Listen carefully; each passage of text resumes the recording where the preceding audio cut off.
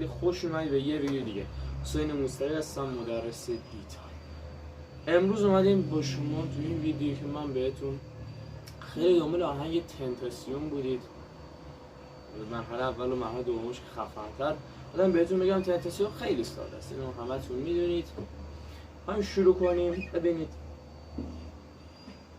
انگشت یک که روی اصلا معلومه روی سیم دو فرت یک دو میشه. دو آواکادو، دو آواکادو، ر سی آزاد، آواکادو، دو دوباره بالا، لا سی لا سی. بعد انگشتون رو لا میمونه، لا پایینی سی لا سی. خب این مرحله اول. این دوم که خیلی بهتر و خفن‌تر و ترندتر این گذاشته همونجوری با سیم پنجم با هم میزنید.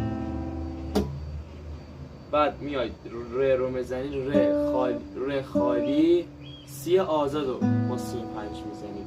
همه رو یعنی با سیم پنج بزنید. دوباره دو، ببینید دو رو بعد میخواید بزنید دو، بعد به لا دو رو باید خالی بزنید.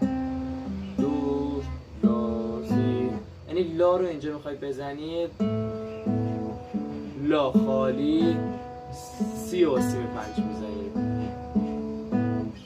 تمام. امیدوارم که خوشتون اومده باشه این ویدیو، به دردتون خورده باشه. برید با تنتاسیون حالش